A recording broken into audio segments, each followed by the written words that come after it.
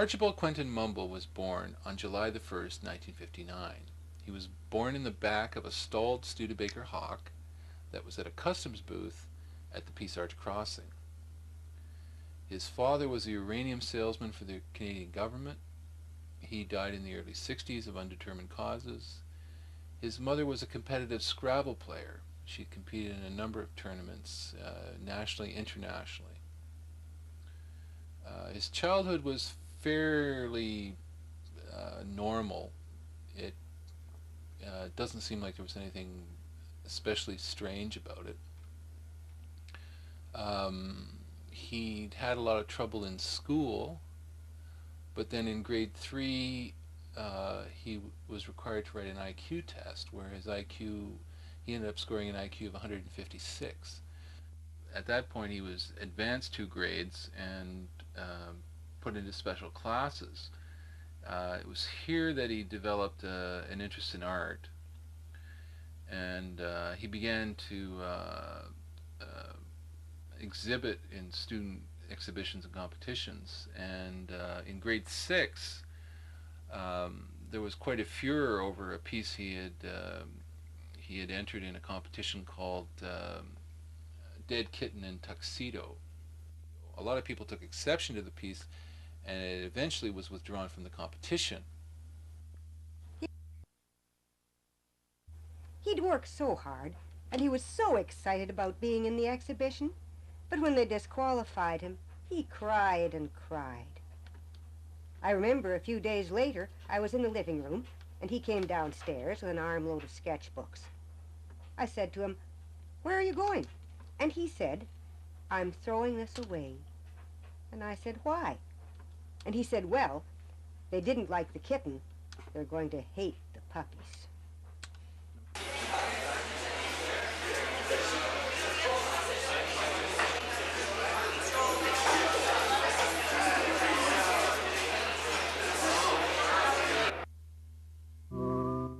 Luckily for Archie, this incident caught the attention of Dr. Tobias Matterhorn, who was an associate professor in the aesthetic reconstruction department at Donnybrook University. He came down to the exhibition and wanted to see the piece just to see what all the fuss was about. There was an article in the paper, and I went down to see what the fuss was about. When I saw the piece, I was amazed that a 10-year-old was capable of such abstract unity and linear coherence. I arranged with his parents to meet him and see some of his other sketches and drawings. I was totally impressed. Here was a child who seemed to have a handle on some of the most difficult aspects of representation. I immediately made arrangements with him to meet a number of working artists so he could see he was on the right track. And all I could think of at the time was that I couldn't let those bastards grind this kid down. The meeting with Dr. Matterhorn kind of put Archie back on track. He spent most of his high school years working in art, a number of different media, kept entering competitions, placed fairly well in most of them.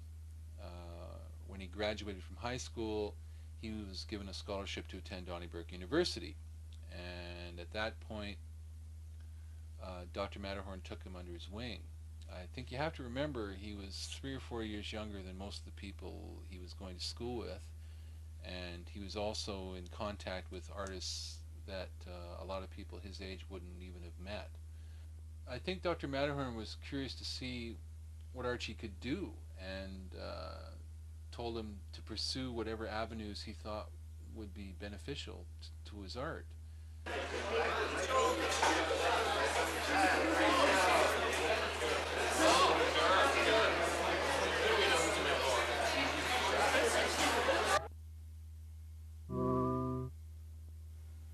He had a lot of trouble in his first 2 years in university.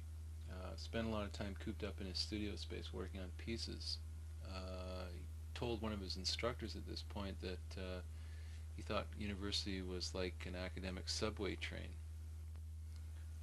In third year, things changed quite a bit. This is what most people considered about the time he started to undertake what was later to be called aesthetic terrorism. He began to see the value in things like graffiti, various public displays, started working into the performance art arena. You have to understand that he felt he was forcing people to recognize art was a part of everything. I guess the thing that really ticked people off was the helium gas fiasco. He gassed a small room during a Senate committee meeting and secretly taped the results. By the time that everyone had caught on, he had about 5 minutes of what sounded like dust discussing budget estimates, and he used it in a sound composition. I still play it every once in a while. He graduated with honors, and the first thing he did was applied for a Guggenheimer grant, which he received. And with the proceeds from the grant, he bought a piece of property on an island and set up one of the first solar and wind powered studios, art studios in North America. He worked out of there for a few years, did a little contract work. He got a call from Dr. Matterhorn. Apparently they needed a professor at the satellite campus of Donnybrook, which was in the northern part of the province. And he left and spent 3 years up there teaching introductory courses in aesthetic deconstruction.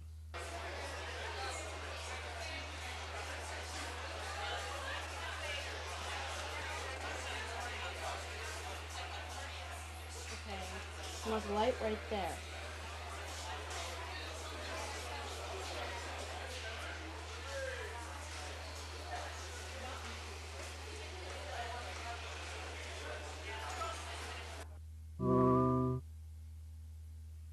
So you want me to tell you about Mumbull, or Bull, as we used to call him for short. Well, he was, what can I say? He was an artiste. I mean, he wasn't an artist. He was an artiste. You know. Of course, not everybody understood. At the time, for example, I remember most of all. I remember his big thing down at the harbor. It was going to be kind of confrontational, dockside theater. And I could take you down there now and show you the spot, the first place where he got beaten up there by the stevedores, and the second place by the grain handlers. And there's blood still out there on the ground. You can still see it down there in spots. And I think it had the effect he wanted. It shut down shipping for about 3 days. Now, people don't appreciate the man. I mean, you know, he was an innovator. I mean, who would think, let's go down to the dock and confront these sailors and you know, confront these stevedores, big guys, you know, to look at it from a non-artistic point of view.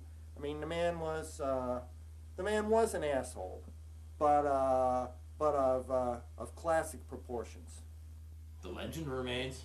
I'll never forget the bastard. The last thing that happened before Archie left town was a very curious incident. He was approached by a small religious group to build an outdoor, or a sort of bare bones chapel for them. And he came up with this, which is, well, for lack of a better term, the chapel al fresco. It was a peculiar incident, and it sparked a truly demented idea in Archie's brain that the world needed a new religion.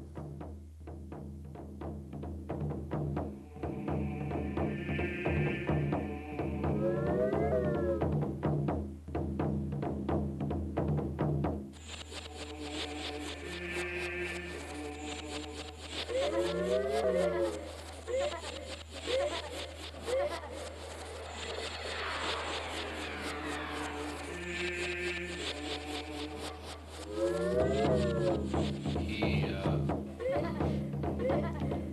took up a position at the Donnybrook campus, the main campus, teaching. He taught a number of courses in aesthetic deconstruction.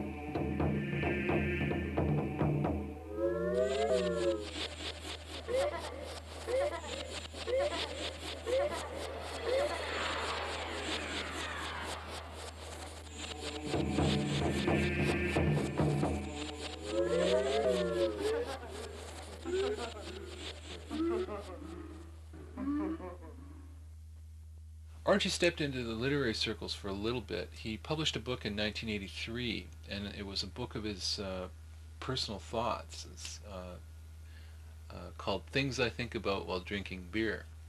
And it was a bit of an underground classic. Proceeds of that book went to a foundation that he created, and the mandate of that foundation was to provide funding and grants and bursaries to people who couldn't get granting from any other funding source. One of the prerequisites of getting a grant from this body was that you had to prove that no one of note knew who you were.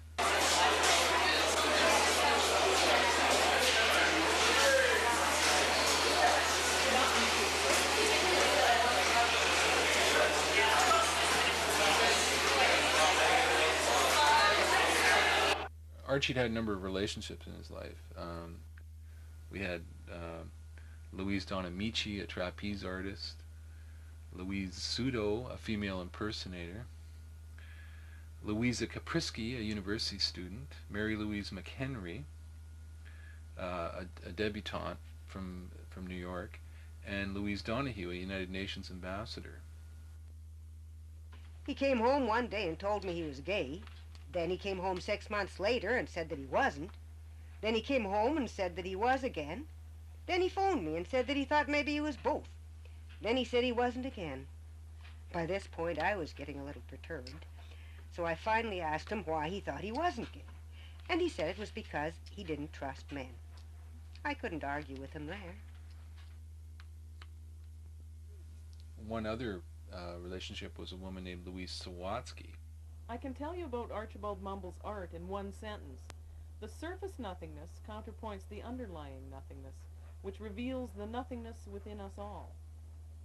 There was a daughter that came of that relationship. Louise herself unfortunately died in a high-impact aerobics accident, but her daughter, Rainbow, was put in Archie's care, and she is now 15 years old and has spent a lot of time in private schools. I think he really loved me. He was kind of weird, though. When I was really little, he used to take me to art gallery openings and complain there wasn't any ice cream. Some people at school bug me and say his artwork is dumb, but every piece of artwork has a meaning.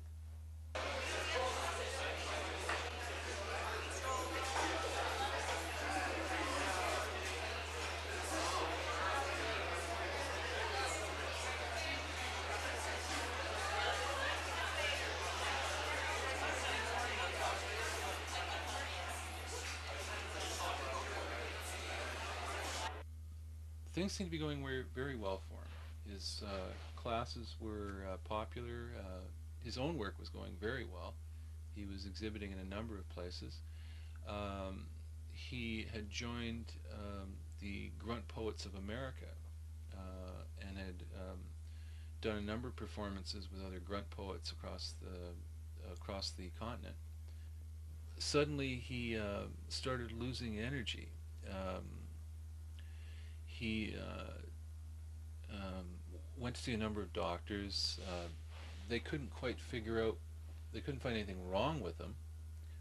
He eventually began to pursue holistic medicine and cures as an alternative to the normal medical treatments he was receiving, antidepressants. At one point he was undergoing shock therapy. And it was at that point that he heard about a clinic in Mexico City which dealt with what they called aesthetic malaise, which after Archie had read up on it, decided that this is what he had. So he hit the road. He packed up all his belongings or everything he could pack into a car, and took a sabbatical from Donnybrook and headed down to Mexico City.